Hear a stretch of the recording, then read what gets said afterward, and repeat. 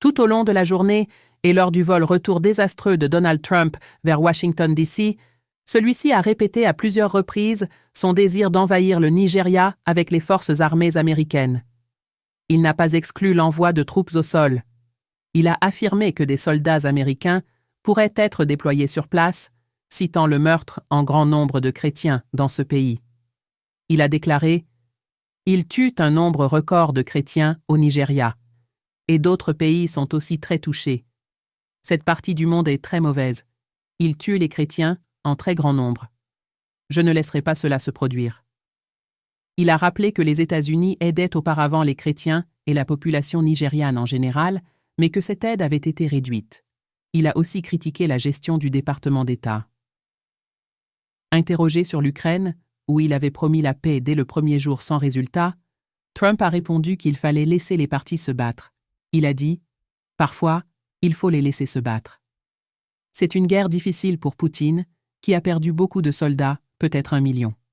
C'est dur pour l'Ukraine aussi. J'ai réglé 8 guerres, j'ai récupéré 3 otages. Il a montré des signes de confusion cognitive, évoquant des événements passés comme s'ils étaient actuels, et mentionnant un visionnage de l'émission 60 minutes avec des remarques incohérentes sur un traitement favorable à Kamala Harris.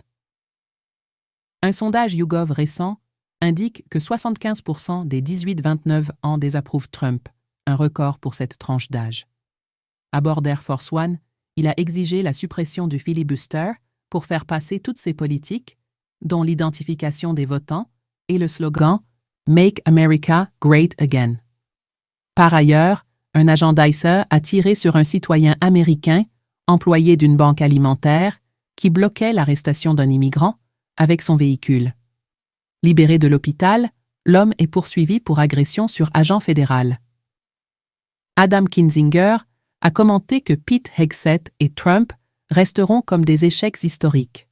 La Chine défend ses importations de pétrole russe, qualifiées de légales, et promet des contre-mesures fermes à la pression américaine.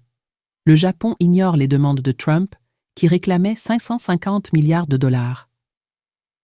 Le cessez-le-feu au Moyen-Orient, entre Hamas et Israël, s'est effondré. Plus de 100 Palestiniens ont été tués depuis.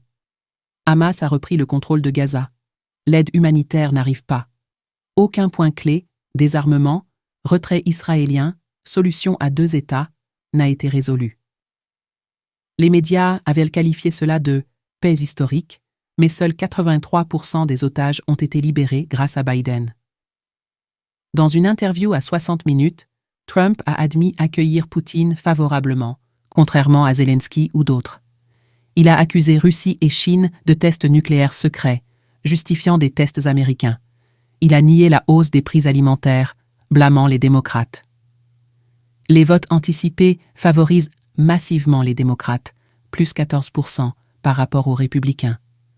Trump a exprimé de la compassion pour la famille royale britannique après le scandale Epstein impliquant le prince Andrew, sans mentionner les victimes. Tandis que 42 millions d'Américains risquent de perdre leurs aides alimentaires SNAP et que l'USDA interdit aux magasins d'offrir des remises aux bénéficiaires, les primes d'assurance santé ont explosé, plus 120 000 à 30 000 $ par an. Trump organisait une fête Great Gatsby à Mar-a-Lago.